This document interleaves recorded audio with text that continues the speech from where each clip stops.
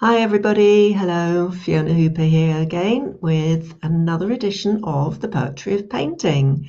It's great to be back and looking forward to having a new guest on the show, another Australian poet this time, and hearing his poetry, which is going to be amazing, I know. So let me just welcome on our new guest, Reese North. So bear with me a moment. Reese, hi, how are you? Hello there, how are you? Very good. How are you doing? Good, yeah. Thanks very much for the invitation too. I really appreciate that. It's good to You're very welcome. And on that explain. note, I'd just like to welcome everybody else who's watching as well, whether you're watching live or on replay. And please do make some comments, ask questions, and we will do our best to respond to them as soon as we can. So welcome to everybody. Reese, I really appreciate you coming on the show and actually having written a poem about one of my paintings, like so many of my other poets have done, but everybody's so different. And I can't wait to hear what you've written because I know yours will be different again. Oh, Chris is saying, hi, Fiona, and good day, Reese. How? Well done, Chris. Yeah, Thank you. how?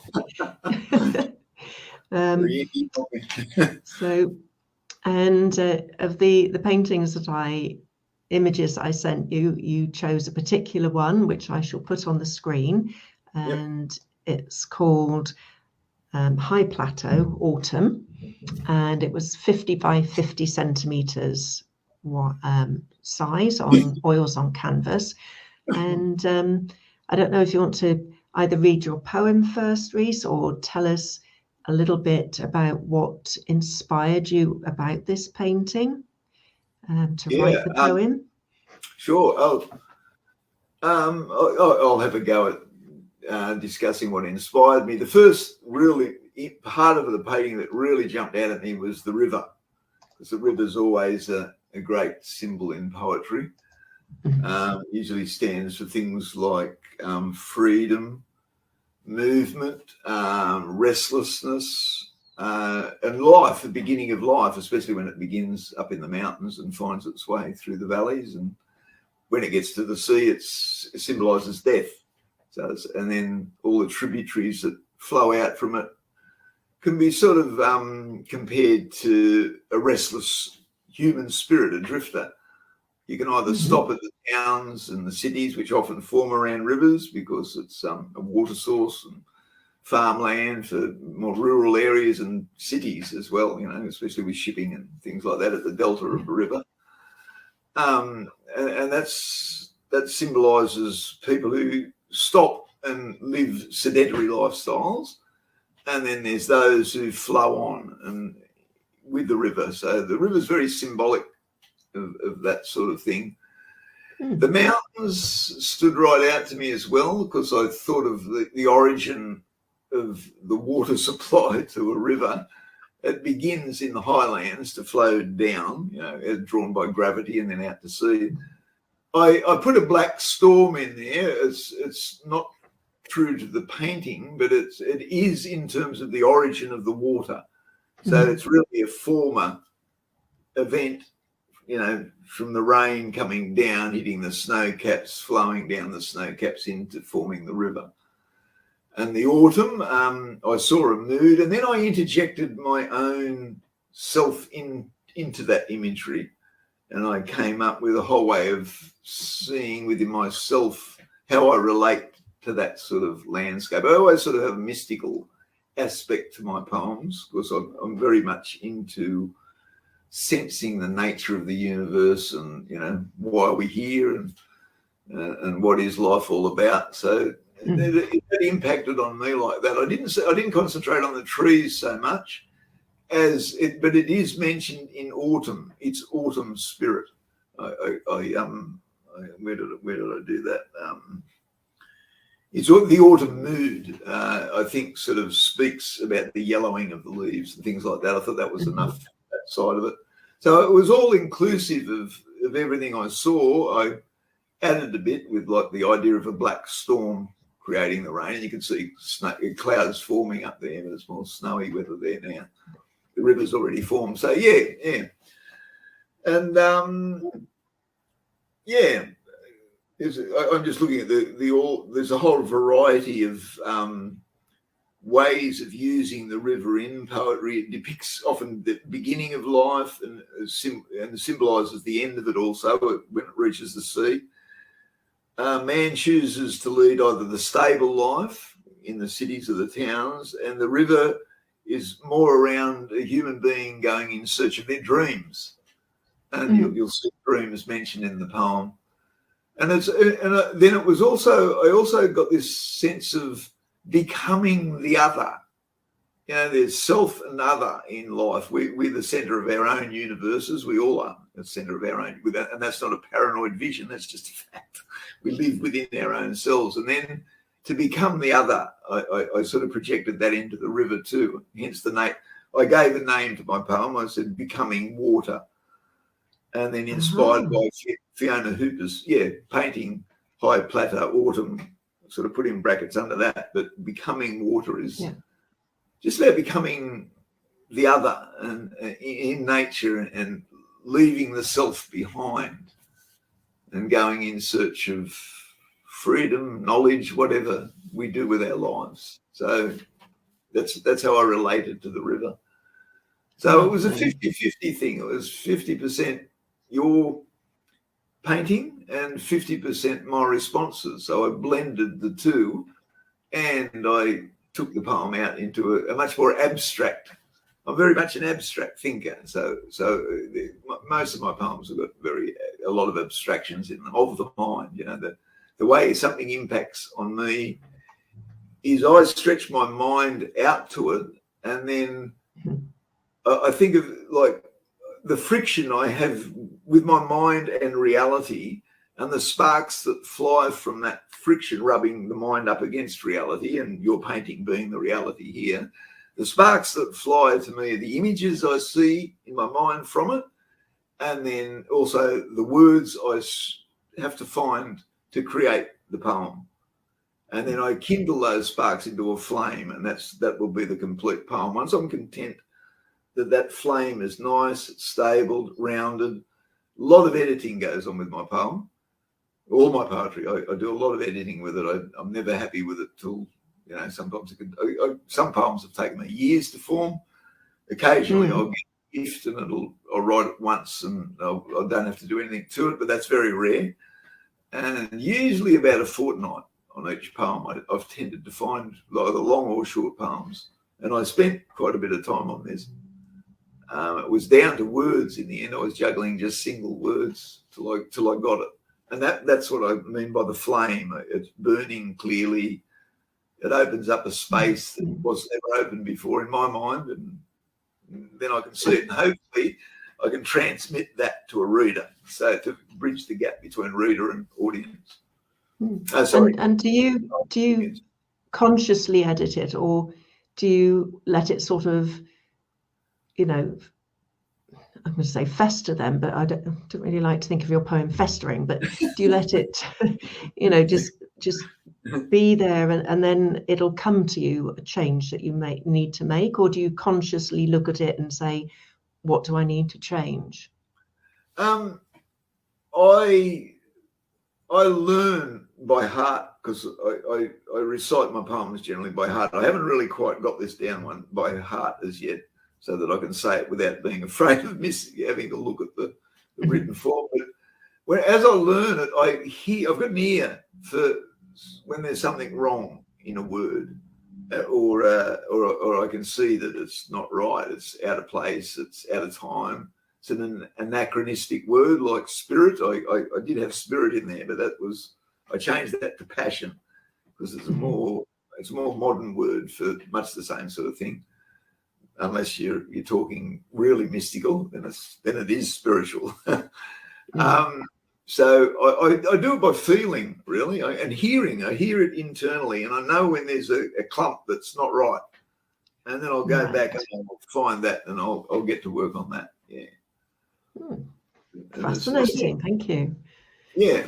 It's not a quick process by any means. No, but these things have to take the time they need, don't they? So yeah, Yeah, you must be the same with painting, I would imagine. Your brush strokes. Some go quickly, some take a little bit longer. Yeah. Just vary. They do vary a lot. Yeah.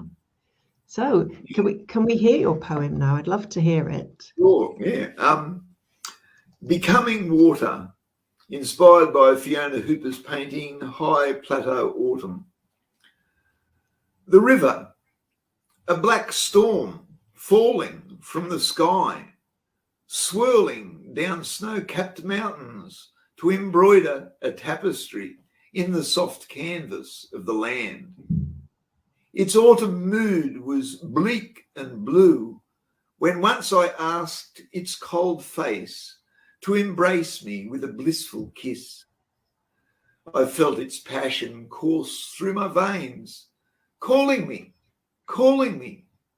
Let go of earth, come, drift away through the tributaries of my dreams. That is beautiful and just absolutely gorgeous. And it really did encapsulate what you've been saying about the rivers and how they symbolize, you know, the beginning and the end. And, you know, it really is almost like just get into the river and let it carry you away, and in a physical sense, but it's more than just a physical thing, isn't it? It's a very, as you say, spiritual thing. You know, it's not just because it's not about just going into the river and disappearing. It's about change and becoming something else, isn't it? So, wow, yeah, love it. Thank you very much. Oh, that's Brilliant. great. Yeah.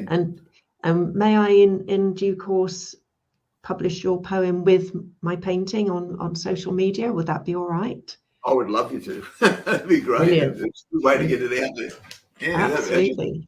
It's good if you'd like to send it to me afterwards, we will. It won't be just yet. I like to have a little bit of a break. Oh, Sammy said, excellent, loved it. And Chris said, a beautiful poem for a beautiful picture. I like the metaphor of change and life.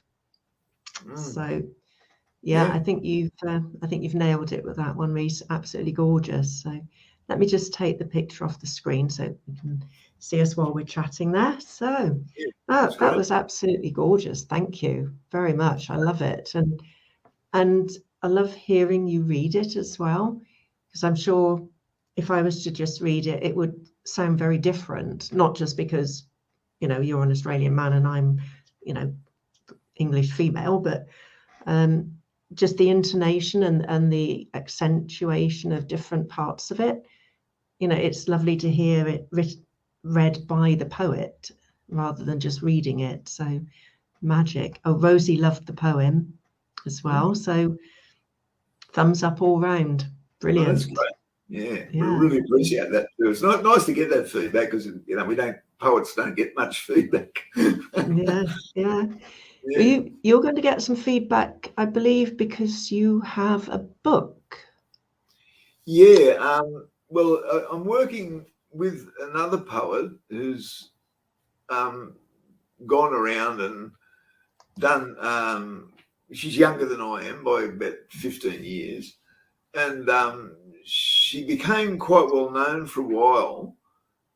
You know, we both had our little moments, and then we dropped off the scene, so to speak. I've never been one to push my poetry.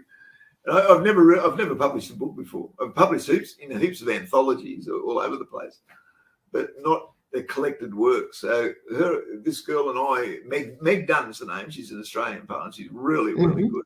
Really proud that she was happy to come in with me. And we're going to put a book together, hopefully by the end of the year. And then I'm going to start putting together just my own work. At the moment, I also write prose. I used to be a psychiatric nurse when I was 20. That was many years ago. And it's always stuck with me. I wanted to tell that what I saw. It was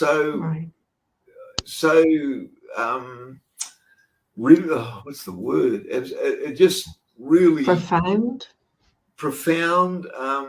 I'd never seen human beings in that sort of condition before, because I want to keep this light. It's not a light book, It's called Acts of Kindness, and it's about the nature of being a psychiatric nurse in a very difficult situations in the late 60s, 1960s, early 1970s of last century. And so that was very much the older institutions, and there was a lot wrong with them in those days.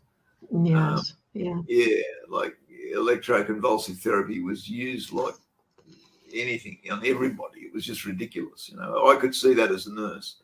And I even made the comment, I said, I don't think this is really good for these people. And I nearly got sacked over it, it's ridiculous stuff. So I wrote a novella about that. And and it really is about kindness and the nature of kindness and what you can do with it.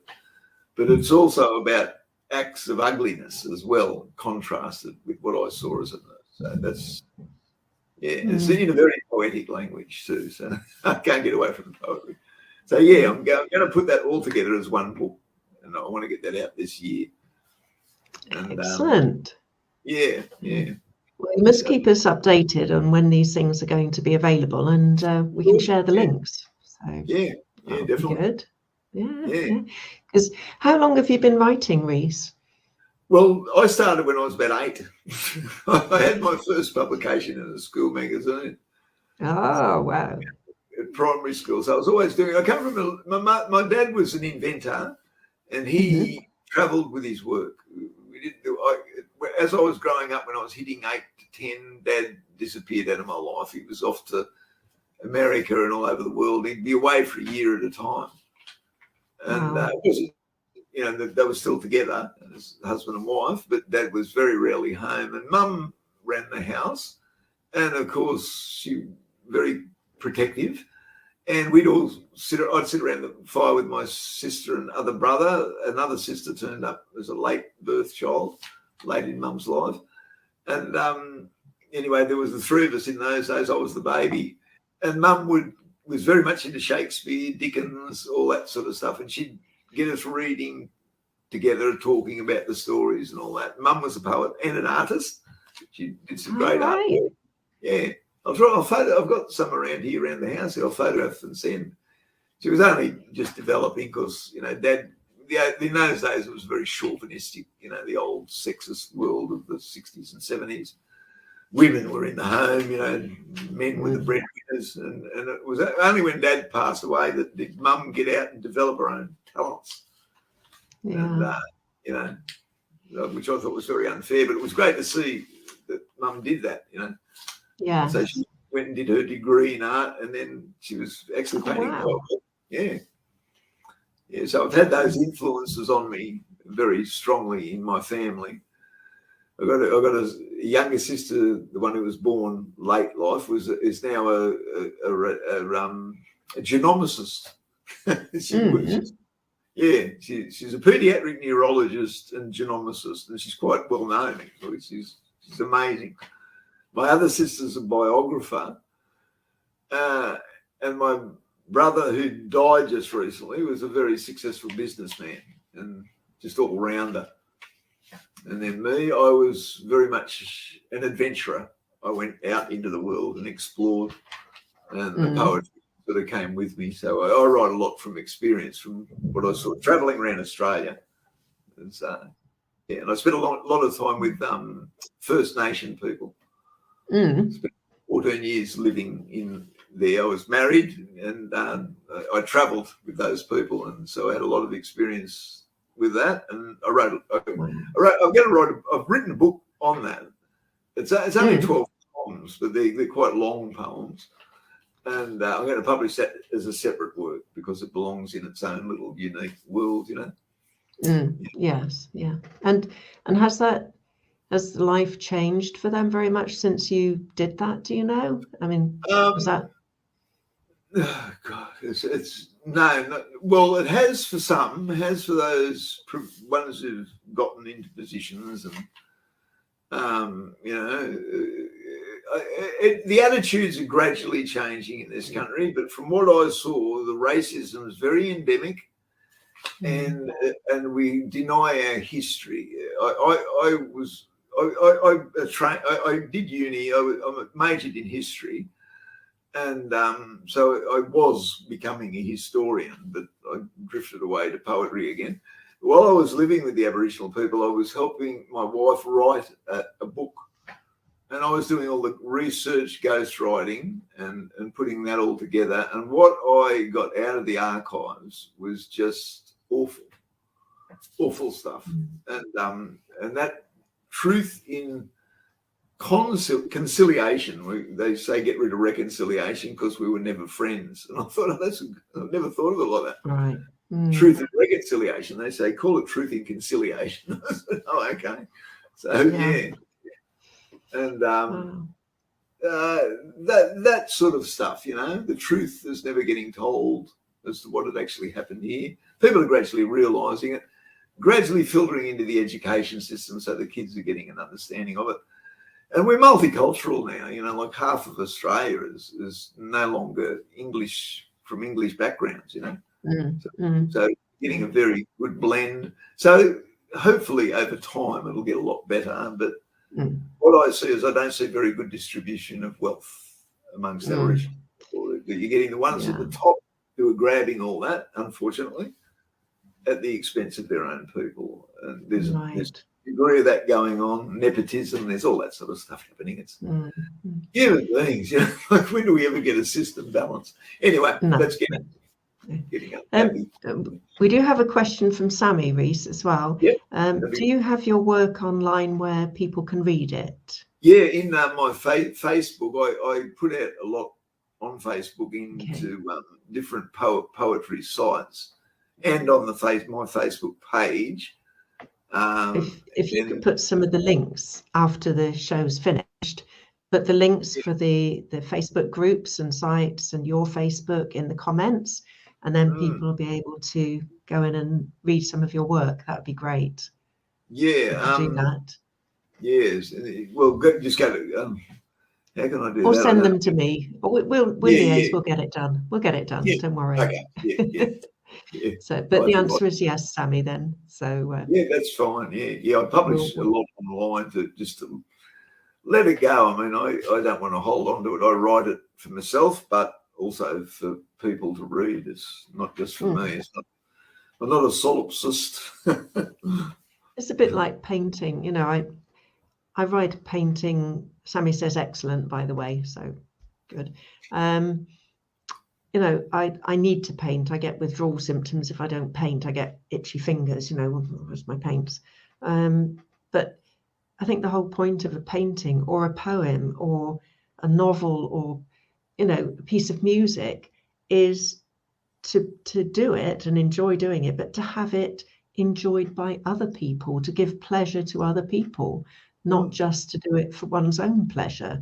I mean, that's rewarding in itself, but then why not allow other people to have pleasure from it as well? So as you say, you write them for yourself, but then you put them out there so that other people can enjoy them as well, which is, it's just increasing, ever increasing the amount of culture in the world and the amount of beauty, so good all round, keeps us happy, keeps other people happy, hopefully as well, or at least gives them, a moment of pleasure looking or listening or, whatever art form it is, so yeah, good. The artists are the creators of beauty in the world. That's a big aspect of what we do, I believe, anyway.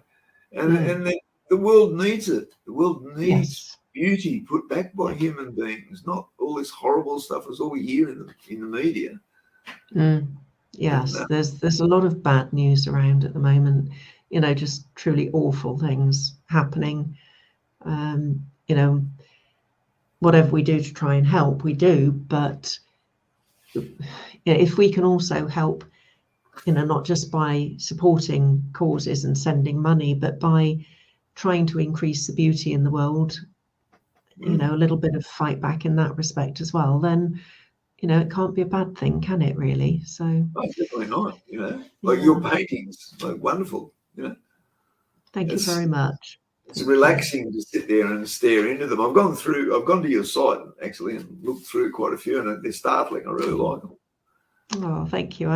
It's one of the things that I love to do, is to try and create a painting that allows people to almost feel like they can walk into it, and to bring a bit of peace and relaxation and tranquility into their lives, even though there may be things going on in the painting, but still to be tranquil and calming. So if I can do that, then I'm very happy. So yeah. But It's Sammy says, creative people put the colour and joy into the world while standing up for what is right and fair. Yep. Absolutely. Yeah, definitely, Sammy. And we'll just keep on doing it, because that's right. So Yep. I'm the same as you, Fiona. If I don't write, there's something that's like a little genie pops up and starts tapping me. We've just got to do it. And at the moment, because you've got me doing this with you, you've motivated me, is what I mean by that. A friend got me involved in another thing with music, with a well-known composer, Andrew Ford. He's just a well-known composer in Australia, and we did it at the Opera House. They got exhibited along with the pianist playing the pieces that he'd composed, and the poems projected onto the walls. Myself and another poet did that, and then we had other artists like yourself painting in response to the 1-minute waltzes. They were 61-minute waltzes. I did 10 poems. The other poet did 10, and then the artist did 40 different paintings. 4 different artists did 10 paintings each. They're all projected as this pianist playing. It was great in the studio at the Opera House. And brilliant. I did it to music, and then doing it to a painting. Of the only other one I've ever done before was Van Gogh's Starry Night. And now, because of what I'm doing here with you, it's triggered me to look for subjects in art, and I'm trying to do one for the Potato Eaters by Van Gogh. Oh, yes. Yeah, because it's such a rich, powerful painting. So absolutely. Yeah. It's very hard. It's really hard to find the words. Just in case anybody is wondering, this actually is a live show. Even though Reese is in Australia, I'm just totally bowled over by the fact that it's sort of nearly 4:30 in the morning for you, Reese. Yeah, just on there. But I believe this is one of your really creative times of the day, early in the morning when it's quiet. It just works for you, and thank goodness it's worked for me to have you on the show as well without it being recording, which is lovely, because it's, people can interact with the show at the same time. Oh, Chris is saying there's a very strong link between music and painting and poetry. Absolutely, Chris. Yes. So I really appreciate you doing this show live, Reese. Really amazed that you can, which is fantastic. And I do hope that you'll be coming back to join us again with some more poetry. Quite enjoyed that. And I believe that with your book, you maybe would read us a little bit of the start of it another time as well. Yes, definitely. And poems, plenty of poems. Excellent. Yeah. And if you want me to do more with your art, I'll have a go at it by all means. Yeah. Please, that would be lovely. Yes, so it's just, it's amazing through this show that I've met so many amazing, saying amazing too many times here, never mind, so many wonderful poets, lovely people all over the world, and it's just enabled us to reach out and befriend lots of other people and enrich all our lives, hopefully, from doing it. So thank you again. Thank you, everybody else, for watching. I'm afraid we're getting to the end of our time for tonight. It has literally flown past for me. Sammy says, brilliant show yet again, Fiona. Great to hear from you, Reese. Thank you for sharing your work. And the same for me. Thank you so much, Reese. Loved having you on the show. Looking forward to having you back again. Be magic. And sharing your poem in due course on my Facebook and Instagram pages. So watch out for that, folks. And thanks everybody for watching, and thank you for all the wonderful comments as well. And for people that are watching on replay, thank you to you, and have a fantastic week, everybody, and look forward to seeing you all next week. Thank you again, Reese. Lovely. Yeah. Take care, Lovely. everybody. See ya. Bye. Bye.